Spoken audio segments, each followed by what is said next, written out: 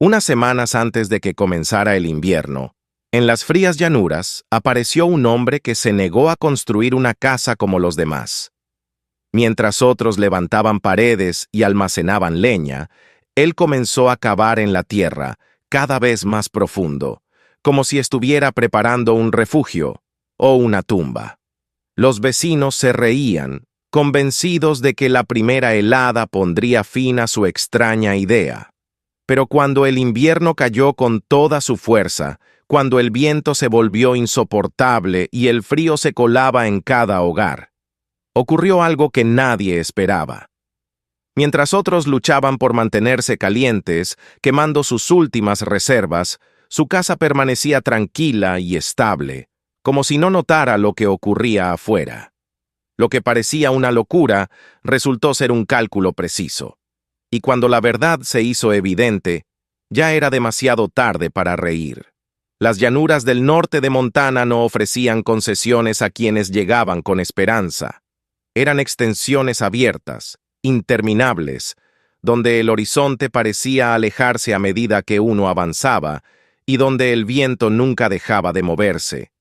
En verano, el calor caía seco y pesado, como si el aire se hubiera detenido sobre la tierra. Pero era el invierno el que definía el lugar, el que lo convertía en una prueba constante de resistencia.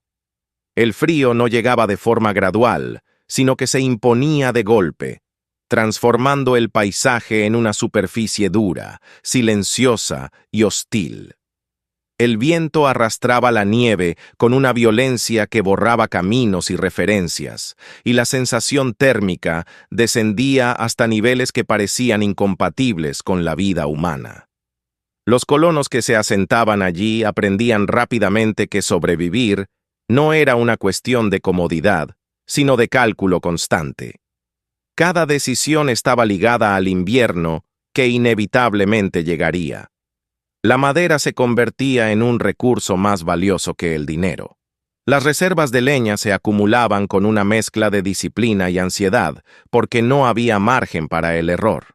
Quedarse sin combustible significaba exponerse a una muerte lenta, casi inevitable.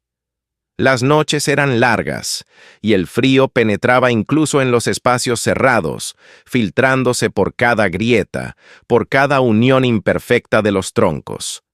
La mayoría construía como podía, repitiendo métodos que habían visto en otros lugares o que parecían lógicos a primera vista. Las cabañas de troncos eran la opción más extendida. Eran sólidas en apariencia, resistentes al viento en su forma más básica, pero estaban llenas de imperfecciones invisibles. El aire encontraba siempre un camino para entrar. El suelo, en contacto directo con la tierra helada, absorbía el calor y lo devolvía convertido en frío. Incluso con fuego constante, la temperatura interior apenas lograba estabilizarse. El calor se escapaba con una persistencia silenciosa, obligando a mantener el fuego encendido día y noche. Otros optaban por excavar en la tierra, creando refugios semienterrados. Estos espacios retenían mejor el calor, pero traían consigo nuevos problemas. La humedad se acumulaba en las paredes, debilitando la estructura. La lluvia convertía el suelo en barro, y con el tiempo, las paredes cedían o se deformaban. Cada solución parecía resolver un problema a costa de crear otro. Nadie encontraba un equilibrio real. En ese contexto apareció Daniel Cross. No llegó con la urgencia de los demás, ni con la necesidad visible de construir de inmediato. Su presencia era tranquila, casi contenida. Observaba más de lo que hablaba. Caminaba por el terreno con una atención que no pasaba desapercibida, como si estuviera leyendo algo invisible en la superficie de la tierra. Mientras otros medían distancias y buscaban madera, él se detenía a tocar el suelo, a examinar la inclinación del terreno, a sentir la dirección del viento en distintos momentos del día. Los vecinos lo percibieron desde el principio como alguien distinto. No era solo un forastero, sino alguien que no seguía las reglas implícitas del lugar. Durante varios días no inició ninguna construcción visible. Esa demora fue interpretada como indecisión o desconocimiento. Pero cuando finalmente comenzó a trabajar, lo que hizo no encajaba en ninguna lógica conocida. Empezó a cavar, no una zanja superficial ni un espacio para cimientos, sino un pozo profundo, cada vez más profundo, directamente en el centro de su parcela. La tierra se acumulaba a los lados, en montículos que crecían día tras día. El esfuerzo era evidente. Cada capa de suelo presentaba una resistencia distinta, y el avance era lento, físico, agotador. Sin embargo, no se detenía. Trabajaba con una constancia que no parecía impulsada por la prisa, sino por una certeza interior. Al principio, los vecinos observaban con curiosidad. Era un espectáculo inusual, pero no necesariamente preocupante. Con el tiempo, esa curiosidad se transformó en comentarios. Luego, en burlas abiertas. La idea de que alguien eligiera enterrarse voluntariamente en un lugar ya de por sí hostil parecía absurda. Algunos empezaron a referirse a su trabajo como la construcción de una tumba. Daniel no reaccionaba. No respondía a las risas ni a las advertencias. Continuaba profundizando el pozo hasta alcanzar una profundidad que superaba con creces lo que cualquiera consideraría razonable. La tierra extraída formaba barreras naturales alrededor de la excavación, modificando ligeramente el flujo del viento en la superficie. Era un efecto secundario que pocos notaron, pero que no era accidental.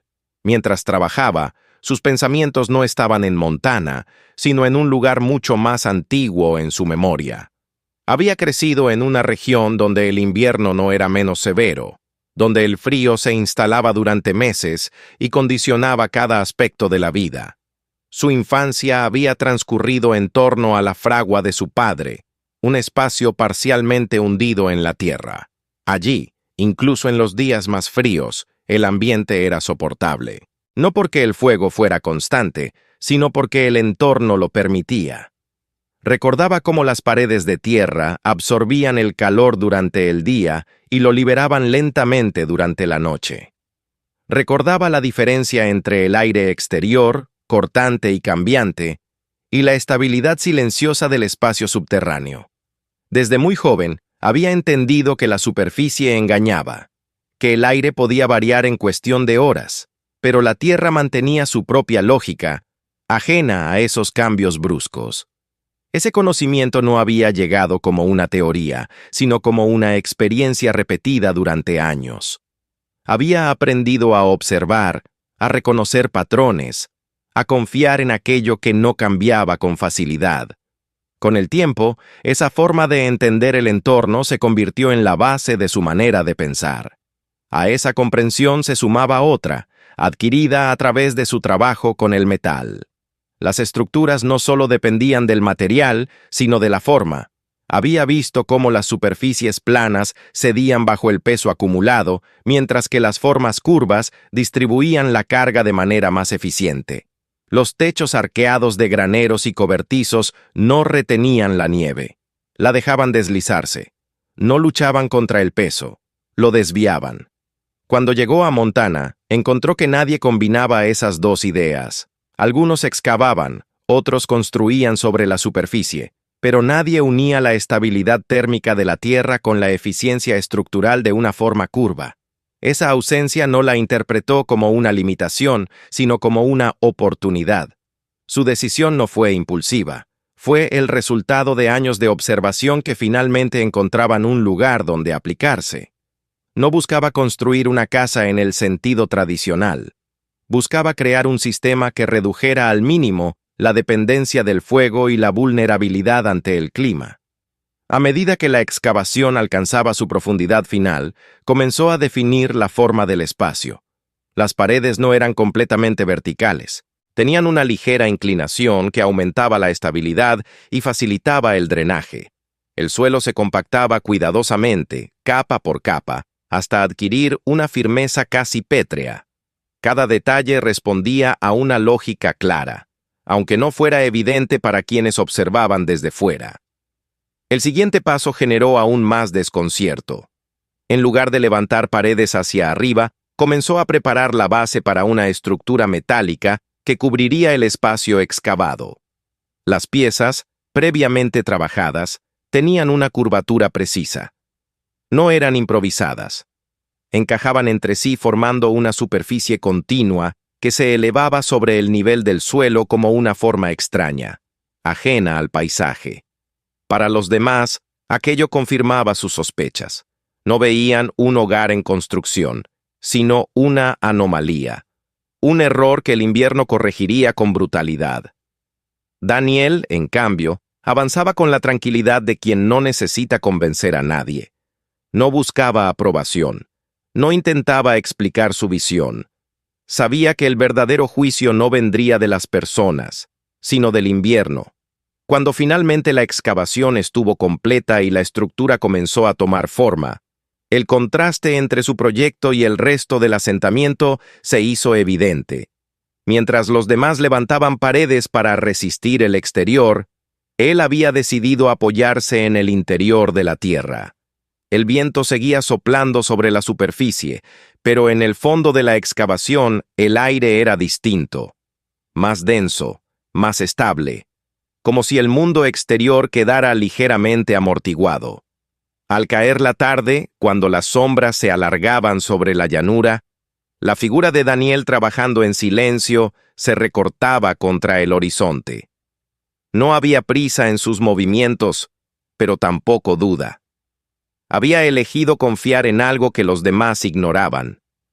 Y esa elección lo separaba de todos ellos. Cuando la excavación alcanzó su forma definitiva, el espacio dejó de ser un simple hueco en la tierra y comenzó a adquirir la presencia de algo pensado, contenido, casi inevitable. Daniel no veía ya el esfuerzo invertido en los días anteriores, sino el sistema que empezaba a tomar forma bajo sus manos. Cada capa removida, cada piedra apartada, cada golpe contra el suelo compacto había sido una aproximación hacia una estructura que no dependía de la improvisación. El trabajo había cambiado a medida que descendía. Los primeros pies de tierra habían cedido con relativa facilidad, sueltos, irregulares, marcados por las heladas superficiales que debilitaban la cohesión del suelo. Pero más abajo, la resistencia aumentaba. La tierra se volvía más densa, más estable, como si el propio terreno rechazara ser alterado. Allí el progreso ya no era continuo, sino medido, preciso, exigiendo herramientas más pesadas y una fuerza constante que agotaba el cuerpo al final de cada jornada. Daniel trabajaba sin prisa, pero sin interrupciones innecesarias. Había aprendido que el error en ese tipo de construcción no se manifestaba de inmediato, sino con el tiempo. Una pared mal inclinada, un suelo mal compactado, una base sin drenaje adecuado podían parecer suficientes en el momento, pero terminarían fallando cuando la presión del invierno se volviera constante. Por eso, cada fase era ejecutada con una atención que parecía excesiva para quienes lo observaban desde arriba. Las paredes del pozo no eran rectas, tenían una ligera inclinación hacia afuera, apenas perceptible, que permitía que la presión del suelo se distribuyera de forma más segura y que el agua no se acumulara en la base. El suelo fue trabajado hasta alcanzar una firmeza uniforme. Daniel utilizó un pesado mazo de madera para compactarlo repetidamente, golpeando una y otra vez hasta que la superficie dejó de ceder bajo su peso. Sobre esa base, añadió capas que favorecían el drenaje, evitando que la humedad ascendiera hacia el interior. El espacio comenzaba a sentirse distinto. No era simplemente profundo, sino estable.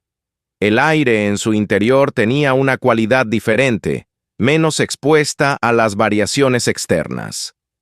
Incluso, durante las primeras noches frías del otoño, cuando la temperatura en la superficie comenzaba a descender con rapidez, en el fondo de la excavación se mantenía una sensación de equilibrio térmico que no dependía del fuego.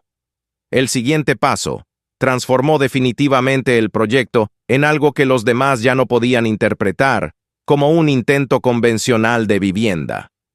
Daniel comenzó a instalar las bases que sostendrían la estructura superior.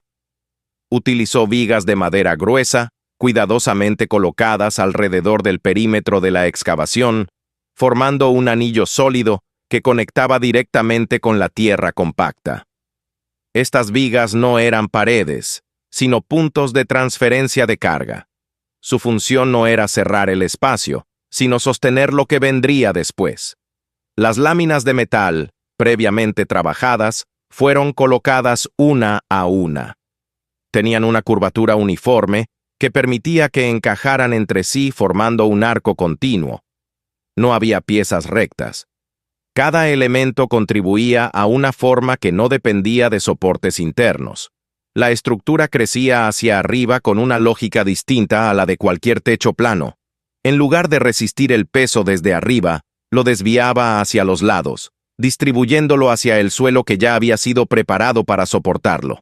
A medida que el metal cubría el espacio, la excavación desaparecía de la vista exterior. Desde la distancia, lo que quedaba visible era una forma curva emergiendo del terreno, como si no hubiera sido construida, sino descubierta. No había esquinas, ni líneas rígidas, ni señales de fragilidad, solo una superficie continua que parecía diseñada para que nada se detuviera sobre ella. Entre esa cubierta metálica y el espacio interior, Daniel dejó un espacio intermedio que llenó con material natural seco.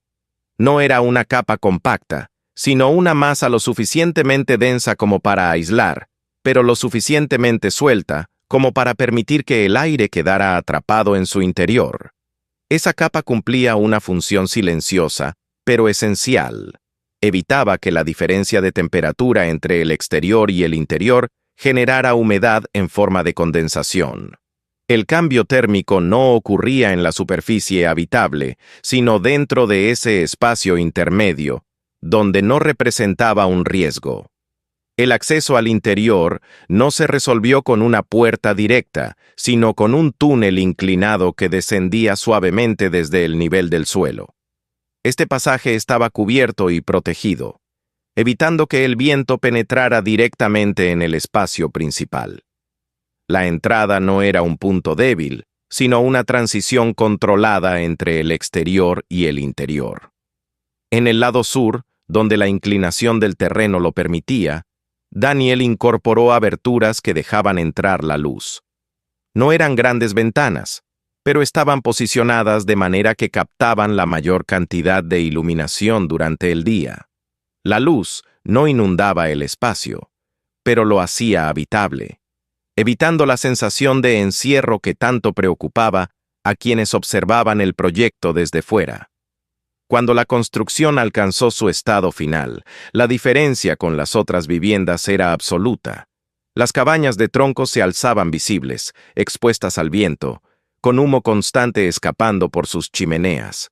La estructura de Daniel, en cambio, parecía casi oculta. Solo la curva metálica rompía la continuidad del terreno. El escepticismo de los vecinos no desapareció. Al contrario, se intensificó. Lo que antes parecía una excentricidad, ahora se percibía como una decisión peligrosa. La ausencia de elementos visibles asociados a una vivienda tradicional alimentaba la idea de que aquel lugar no podría sostener la vida durante el invierno. El otoño avanzó. Las temperaturas comenzaron a descender con mayor rapidez. Las primeras heladas cubrieron el suelo por las mañanas, y el aire adquirió esa dureza característica que anunciaba la llegada del frío más severo. Fue entonces cuando empezaron a notarse las primeras diferencias reales entre las construcciones. En las cabañas, el fuego ya no era opcional, debía mantenerse encendido incluso durante el día, el suelo se volvía frío al tacto, las paredes perdían calor con rapidez, y cualquier interrupción en la combustión se reflejaba de inmediato en la temperatura interior. La leña comenzaba a consumirse a un ritmo que generaba preocupación. En el espacio de Daniel, la situación era distinta. La temperatura descendía, pero lo hacía de manera lenta, casi imperceptible. El interior no respondía de inmediato a los cambios del exterior. El suelo mantenía una temperatura constante que no coincidía con la del aire frío de la superficie. No era cálido en el sentido convencional, pero tampoco era frío. Era estable. El fuego, cuando se utilizaba, no tenía que compensar pérdidas constantes. Bastaba una cantidad moderada de calor para elevar la temperatura y mantenerla durante horas. La tierra no absorbía el calor de forma agresiva, sino que lo retenía y lo devolvía lentamente. Esa diferencia no pasó desapercibida. Los vecinos comenzaron a observar con más atención. Algunos se acercaban sin entrar, tratando de entender lo que veían. Otros comentaban entre ellos que el verdadero problema no se manifestaría hasta que el invierno alcanzara su punto más extremo. Persistía la idea de que la estructura no resistiría las condiciones más duras. El propio silencio del lugar contribuía a esa incertidumbre. No había señales visibles de lucha contra el frío. No había humo constante, ni acumulación desesperada de combustible, ni actividad frenética para reforzar la estructura. Todo parecía demasiado tranquilo. A medida que los días se acortaban y el viento ganaba intensidad, la tensión en el asentamiento aumentaba. Cada familia hacía sus preparativos finales. Se reforzaban puertas, se sellaban grietas, se acumulaba leña en cantidades que parecían suficientes, aunque nadie estaba realmente seguro de ello. Daniel no realizaba cambios visibles. Su preparación había terminado con la construcción. El sistema estaba completo. El invierno, que hasta entonces había sido una amenaza futura, comenzaba a sentirse como una presencia inminente. El aire cambiaba. El cielo adquiría una tonalidad más dura y la tierra, en la superficie, comenzaba a endurecerse bajo las primeras heladas profundas. Todo lo que había sido construido sería puesto a prueba, y por primera vez, incluso aquellos que se habían burlado, comenzaron a esperar el resultado, no solo con escepticismo, sino con una inquietud que no podían ocultar. El juicio ya no dependía de opiniones, dependía del frío. El invierno no llegó como una transición, sino como una imposición. Durante varios días el frío había ido insinuando su presencia, endureciendo la tierra en la superficie y tensando el aire con una sequedad que irritaba la respiración. Pero una noche, sin aviso previo, todo cambió. El viento aumentó de intensidad y la temperatura descendió de manera abrupta, como si el cielo hubiera decidido cerrar cualquier posibilidad de resistencia humana. Al amanecer, la llanura ya no era la misma. El paisaje había perdido cualquier rastro de suavidad.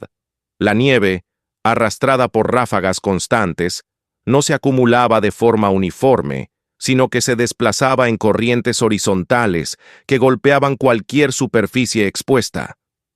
El aire se volvía cortante, imposible de ignorar incluso durante movimientos breves al exterior. Cada paso exigía un esfuerzo consciente. Cada respiración era una negociación con el frío. En las cabañas, el cambio se sintió de inmediato. Las estructuras, que hasta ese momento habían ofrecido una protección limitada pero suficiente, comenzaron a revelar sus debilidades. El viento encontraba caminos invisibles, filtrándose a través de uniones imperfectas, enfriando el interior con una persistencia constante.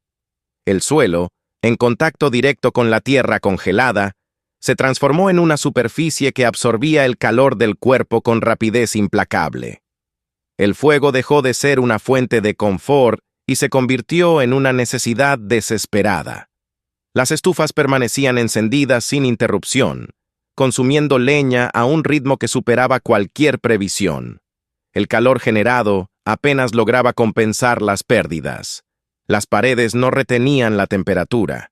El aire caliente ascendía y desaparecía, reemplazado por corrientes frías que descendían desde los puntos más débiles de la estructura.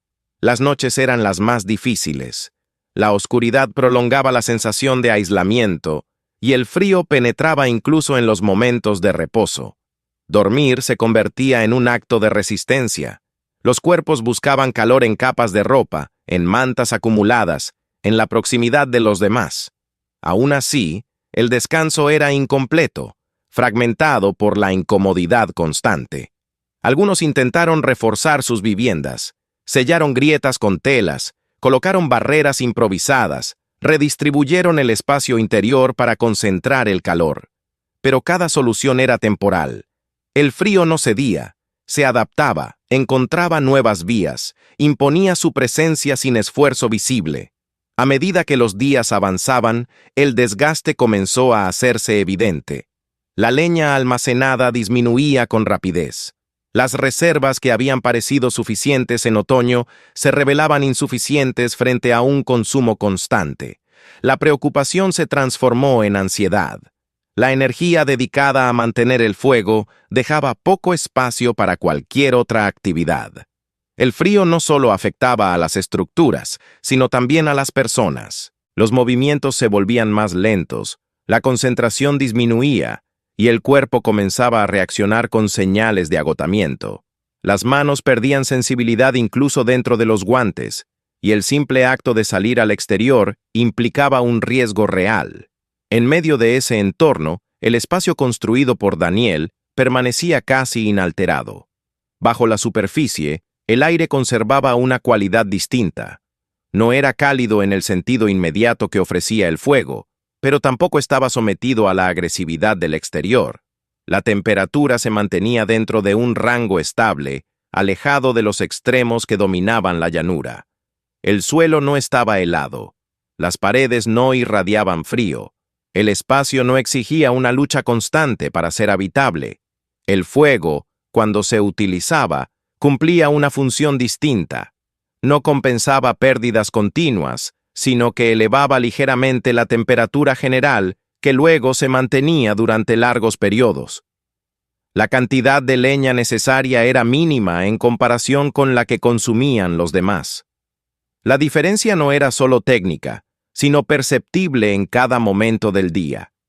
Mientras en la superficie el viento golpeaba sin descanso, la estructura superior desviaba la nieve y las corrientes de aire sin retenerlas. La forma curva no ofrecía resistencia directa, sino que transformaba el impacto en movimiento lateral. La nieve no se acumulaba de manera peligrosa, se deslizaba, se redistribuía, desaparecía de la superficie. Dentro, el silencio era profundo.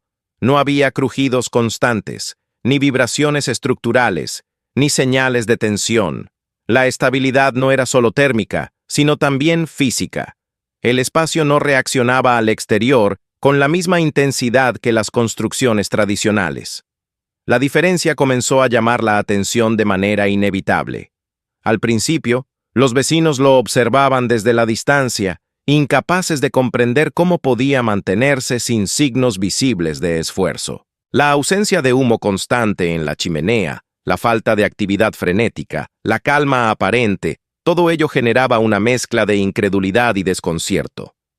Con el paso de los días, esa incredulidad se transformó en necesidad.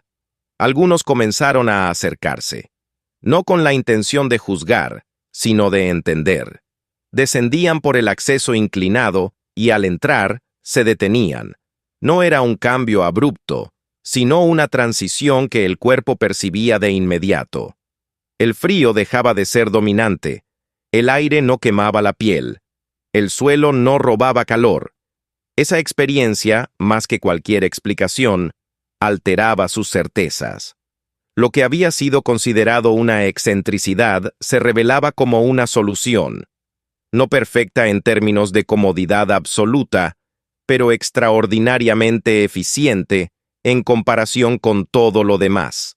El contraste era demasiado evidente para ser ignorado. A medida que el invierno avanzaba, la situación en el asentamiento se volvía más difícil. Las reservas continuaban disminuyendo, y el cansancio acumulado afectaba la capacidad de respuesta. Cada día exigía más esfuerzo que el anterior. El frío no ofrecía tregua. En ese contexto, el espacio de Daniel se convirtió en una referencia silenciosa. No era un refugio colectivo ni un lugar de reunión constante, pero su existencia modificaba la percepción de lo que era posible. La idea de que el entorno no tenía que ser combatido, sino comprendido, comenzaba a tomar forma en la mente de quienes antes la habían descartado. Cuando finalmente las temperaturas comenzaron a subir, el cambio no fue inmediato, pero sí perceptible. El viento perdió intensidad, la nieve dejó de desplazarse con la misma violencia y el aire recuperó cierta flexibilidad. El invierno no había terminado, pero había dejado de ser una amenaza absoluta. Con la llegada de los primeros días menos severos, la comparación se volvió inevitable. Las cabañas mostraban signos de desgaste, madera agrietada, superficies deformadas, zonas debilitadas por la humedad y el frío constante. El consumo de recursos había sido extremo. Las personas estaban agotadas, no solo físicamente, sino también en su capacidad de anticipar el siguiente invierno. El espacio de Daniel, en cambio, permanecía prácticamente intacto. No había sufrido daños estructurales. La temperatura interior no había experimentado cambios bruscos. El sistema había funcionado exactamente como había sido concebido. Ese resultado transformó la actitud de los demás. Las visitas dejaron de ser ocasionales y se convirtieron en consultas. Ya no se trataba de observar, sino de aprender. Algunos buscaban adaptar lo que podían a sus propias construcciones. Otros consideraban empezar de nuevo, aplicar los principios desde la base. Daniel no imponía su método. No necesitaba hacerlo. El invierno había demostrado su eficacia de una forma que ninguna explicación podría igualar. Con el paso del tiempo, comenzaron a aparecer nuevas estructuras en la región. Algunas replicaban la idea con mayor precisión, otras la adaptaban según sus posibilidades. No todas alcanzaban el mismo nivel de eficiencia, pero todas partían de un cambio fundamental en la forma de entender la construcción. Los años continuaron su curso. El asentamiento creció, se transformó, se volvió menos improvisado. Las nuevas generaciones no recordaban con claridad el escepticismo inicial, pero sí los inviernos duros y las soluciones que habían surgido a partir de ellos. La construcción original de Daniel permaneció durante décadas. Requirió mantenimiento en su superficie, pequeñas adaptaciones, pero su esencia no cambió. La tierra siguió ofreciendo la misma estabilidad. La forma curva continuó desviando las cargas sin esfuerzo visible. Cuando el tiempo finalmente alcanzó a Daniel, su obra no era ya una anomalía, sino una referencia. Su vida no dejó grandes declaraciones ni teorías escritas en términos complejos. Lo que dejó fue una forma de observar el mundo, una comprensión sencilla y profunda al mismo tiempo. La superficie cambiaba constantemente, engañando con sus extremos, obligando a reaccionar una y otra vez. La profundidad, en cambio, permanecía. No prometía comodidad inmediata, pero ofrecía estabilidad. No eliminaba la necesidad de actuar, pero reducía la necesidad de luchar. Esa diferencia, casi invisible para quien no la buscaba, había sido suficiente para transformar la manera en que un hombre decidió construir su hogar. Y en esa decisión, silenciosa y persistente, se encontraba algo más que una solución técnica. Se encontraba la idea de que entender el entorno podía ser más poderoso que enfrentarlo, y que, en un mundo donde todo parecía cambiar con el viento, había aún lugares donde la verdad permanecía inmóvil, esperando a ser descubierta. Si te gustó esta historia, no olvides apoyar el canal. Suscríbete ahora mismo para no perderte nuevas historias increíbles sobre personas que lograron cambiar su destino y descubrir oportunidades donde otros solo veían dificultades. Dale like a este video. Así ayudas a que más personas puedan ver esta historia. Y si realmente te conmovió, compártelo con tus amigos o envíaselo a alguien que ahora mismo necesite un poco de esperanza e inspiración. Y no olvides ver otras historias en el canal. Hay muchos relatos increíbles que pueden sorprenderte tanto como este. Tal vez la próxima historia sea aún más inesperada. Gracias por ver. Nos vemos en el próximo video.